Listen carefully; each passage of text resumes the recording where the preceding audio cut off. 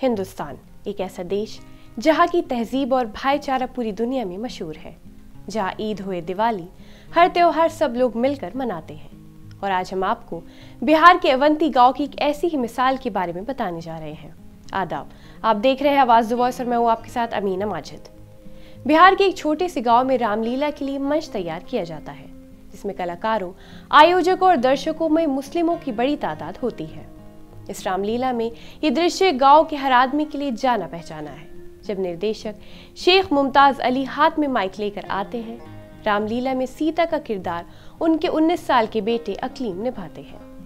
किसी को यह महसूस भी नहीं होता कि इस भीड़ में सातों अवंती गांव के कई मुस्लिम भी होते हैं। ये लोग वर्षों से रामलीला में भाग लेने और देखने के लिए दूर दूर से आते हैं। गांव के बुजुर्गों के मुताबिक गांव में 1982 में तत्कालीन सरपंच जमालुद्दीन अंसारी और मास्टर नूरुल अंसारी के प्रयास से रामलीला की शुरुआत हुई थी।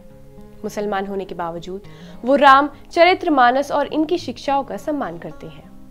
1982 में पहले शो में खुर्शीद आलम ने राम की भूमिका निभाई और जमालुद्दीन अंसारी ने कुंभकर्ण की भूमिका निभाई थी। रामलीला में भीड़ में कम से कम 35% मुस्लिम होते हैं और हर साल उनकी भागीदारी बढ़ती जा रही है। हालांकि 4 दशकों के बाद अब निर्देशक की भूमिका मुमताज अली निभाते हैं और उनके बेटे अकलीम शेख सीता का किरदार निभाते हैं। इस गांव का सांप्रदायिक सौहार्द दोनों समुदाय की तरफ से बराबर को योगदान से लहलहा रहा है। इस गांव के हिंदू मुहर्रम और यौम पैदाइश के आयोजन में पूरी मदद करते हैं। ये लोग ईद और सभी त्योहार भी एक साथ मनाते हैं। अगर आपको हमारी वीडियो पसंद आई हो तो ऐसी वीडियोस के लिए हमारे चैनल को सब्सक्राइब करना न भूलें।